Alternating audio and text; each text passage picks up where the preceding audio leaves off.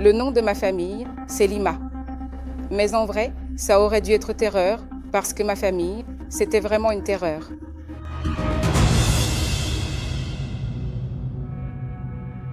Pourquoi dites-vous que votre famille était une terreur? Parce que celui-ci, il avait des disputes, des conflits dans son mariage, il servait les esprits mauvais. Il frappait sa femme, Jameson. Il arrivait chez moi avec le cou entaillé et elle disait qu'elle allait le tuer. Celui-ci, mon gendre, il trafiquait de la drogue, il trafiquait des armes. Ma fille en est arrivée au point de venir 2 fois chez moi, séparée de lui. Jadiel, complètement perturbé. Jadiel, il était une vraie terreur. Il ne dormait pas la nuit. Un jour, Jadiel a fait tellement de cauchemars qu'il s'est vu sortir de son propre corps. Celui-là aussi, Daniel. Celui-ci m'a donné tellement de travail. Celui-là, il trafiquait, il volait tout ce qui se trouvait sur son chemin. Il consommait ses drogues dures. Je pleurais beaucoup.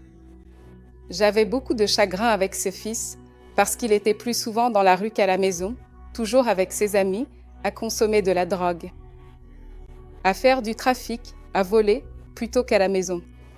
Presque personne ne connaissait ce fils. Quelqu'un arrivait chez moi et lui, il était dans la rue, il traînait partout, la police l'arrêtait. C'était une tristesse, c'était une horreur, une vraie horreur. Il voulait tuer, il voulait mourir, il voulait tuer ses frères. Le voisinage avait peur de lui. Le jour où je suis entrée chez ma mère, il était là, en train de dealer de la drogue. C'était une malédiction dans ma maison, des disputes, des conflits, du désaccord, de la séparation, de l'amertume, de la tristesse.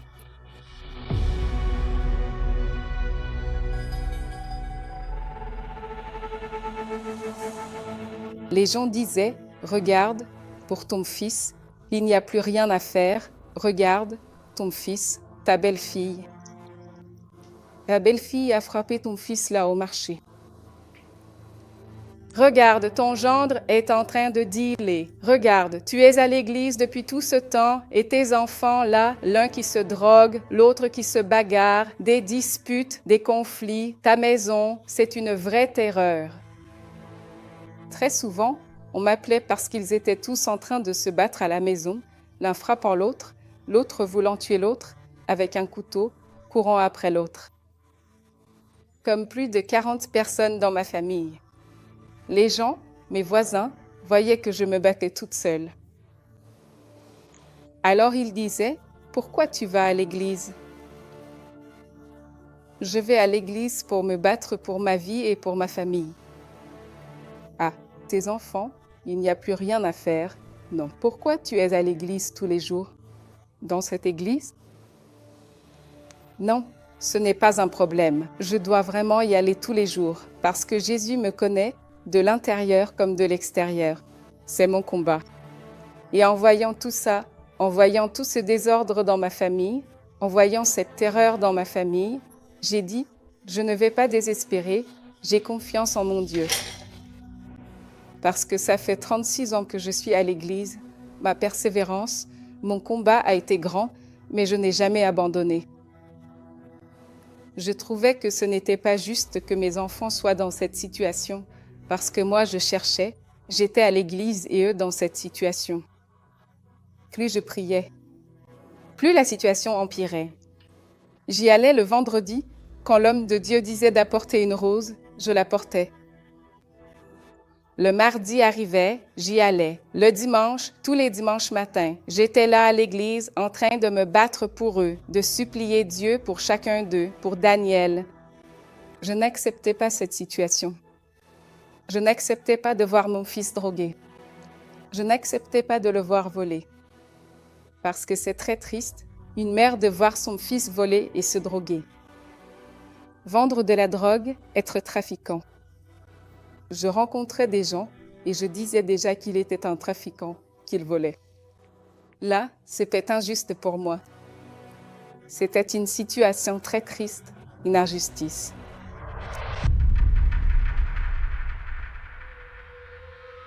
Pendant cette période, je suis devenue veuve. Mon mari est décédé et alors j'ai dû me battre seule. Pour moi, maintenant, seule, comme père et mère, pour me battre pour eux tous. Et moi, voyant tout ça, voyant tout ce désordre dans ma famille. J'avais honte de ma famille, mais je me suis dit, un jour cette honte va disparaître, va s'effacer. Ça a duré environ 20 ans, je me battais, je revenais de l'église, je regardais le ciel, mon Dieu, fais justice dans ma famille. Parce que vu l'état dans lequel se trouvait ma famille, je voyais bien que d'un moment à l'autre, le diable viendrait et les emmènerait tous en enfer parce que c'est ce qui était en train de se passer.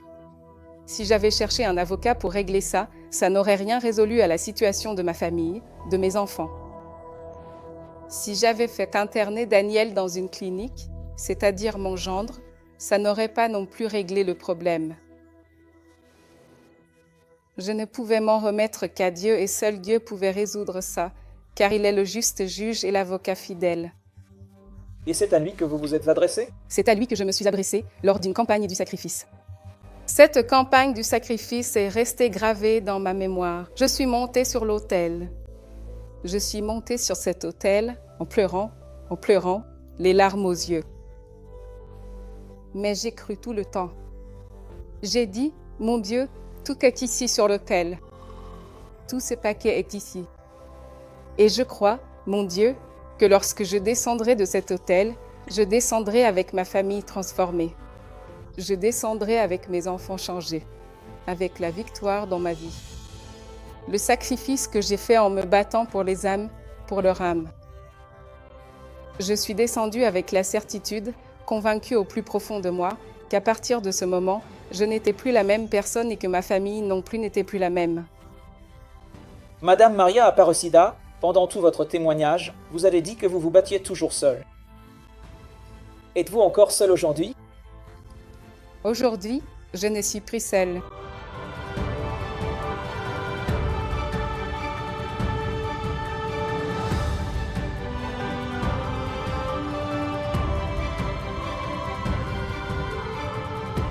Entrer ma famille,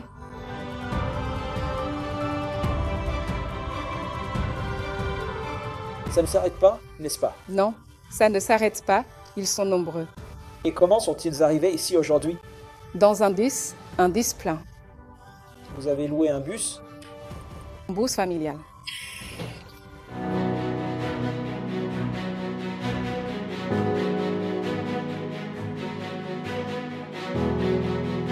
Alors, aujourd'hui, au total, combien de personnes y a-t-il? 40 personnes. Mais est-ce qu'il manque quelqu'un ici? Daniel, Daniel est ici avec nous via un appel vidéo. Daniel, qu'est-ce que tu es aujourd'hui, Daniel? Aujourd'hui, je fais l'œuvre de Dieu ici en tant que pasteur, ici dans l'état de l'Amazonas, à Manaus. J'ai beaucoup fait souffrir ma mère à cause de mes rébellions. Beaucoup de souffrances, elle en a enduré à cause de moi.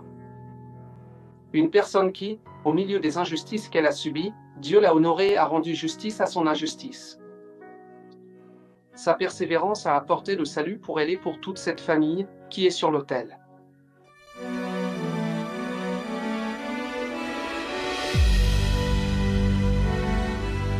J'en suis arrivé à pointer une arme sur la tête de ma femme, perturbée, alcoolisée, droguée. C'était l'enfer à la maison, pasteur. On n'avait pas de paix. Nous étions nombreux frères et sœurs, mais malheureusement, on n'avait pas le royaume de Dieu à la maison. C'était quelque chose d'effrayant. Ma vie n'a été que trouble. Je me disputais avec ma femme à la maison. J'ai essayé de tuer ma femme et de me suicider aussi. Je suis arrivée avec la vie détruite, le mariage détruit, c'était l'enfer. On n'avait pas de paix. Mon mari a essayé de me tuer, moi aussi j'ai essayé de le tuer. J'ai mis une bouilloire d'eau sur le feu pour le tuer. Parce que la meilleure solution à notre situation, c'était la mort. Mais grâce à Dieu, grâce à la foi de ma mère, à sa persévérance, j'ai réussi à sortir de cette situation. Et elle s'est battue. Et aujourd'hui, elle est là. La preuve, c'est qu'il y a plein de gens ici. Si personne ne s'était battu pour moi, je serais mort. Aujourd'hui, ma maison est en paix, ma maison est légère. Notre vie est légère parce que le royaume de Dieu règne en nous. Aujourd'hui, on se retrouve en famille, on dit que c'est la famille du royaume de Dieu. Ce n'est plus la famille de la terreur. Ce n'est plus la famille de la terreur, c'est la famille du royaume de Dieu. Hier, dans cette terreur, tout était mort. Et aujourd'hui, tout est vivant pour Jésus. Qu'avez-vous à dire à ces personnes qui traversent ce que vous avez traversé pendant tant d'années? Que ces mères viennent à l'autel, qu'elles continuent à se battre et qu'elles n'abandonnent pas. Et qu'elles persévèrent. Aujourd'hui, vous ne vous asseyez plus seul à l'église. Aujourd'hui, je ne m'assieds plus seule. Ils sont tous à mes côtés.